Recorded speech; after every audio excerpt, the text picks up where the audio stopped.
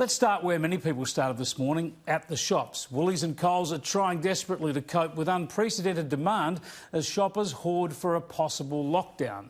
Woolies went with a special hour for early shoppers this morning, elderly shoppers early in the morning, and it backfired when many of them missed out on some of the staples. And yeah, yet again, toilet paper ran short. It's ridiculous. People are going to mass hysteria. You've got to stop people hoarding it. It's ridiculous. Chaotic. Chaotic, I tell you, chaotic, mate.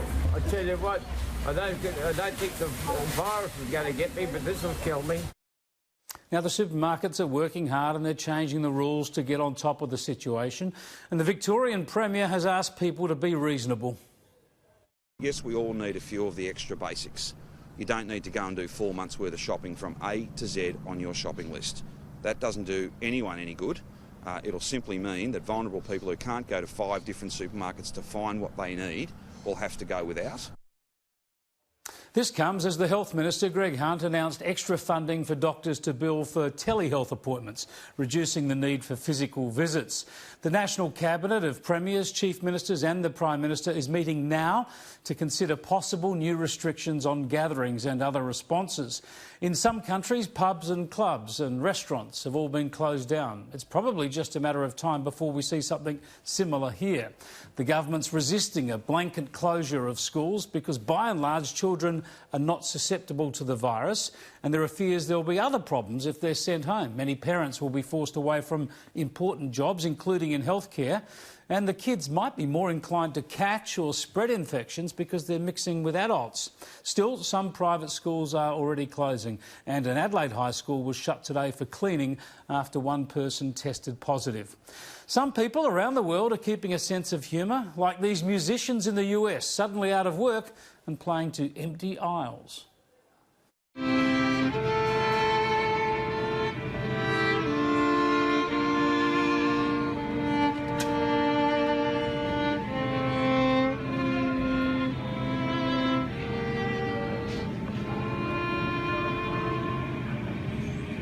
Gentlemen, it was a pleasure playing with you tonight. Fairly black humour, isn't it? The arts are hit hard. Concerts cancelled, Sydney Writers' Festival scrapped, Melbourne Comedy Festival, Vivid, Splendour in the Grass, and the list goes on. Each of these events means casual jobs lost, small businesses hit hard and large financial losses as well. Still, one famous entertainment family has shared some common sense advice. I'm Max Brooks. I'm 47 years old. This is my dad, Mel Brooks. Hi, Dad.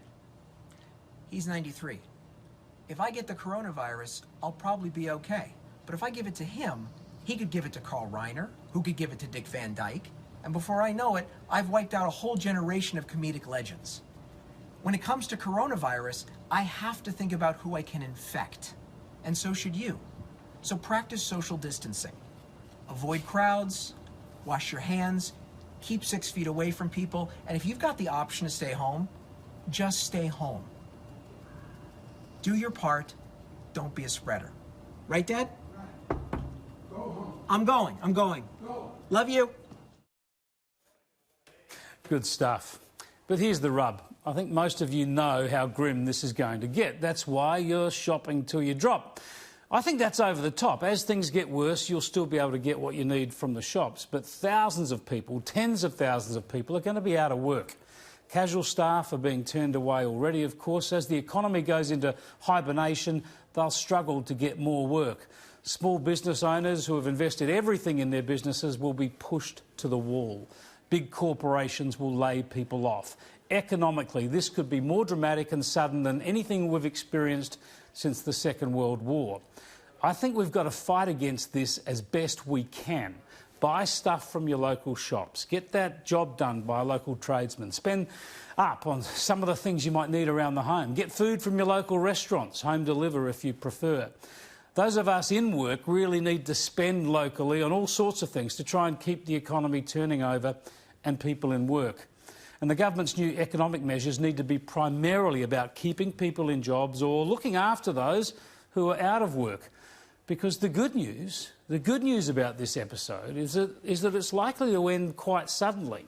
When we get through it, or when a vaccine becomes widely available, we're going to roar back out of this thing, creating jobs and getting amongst it again very, very quickly.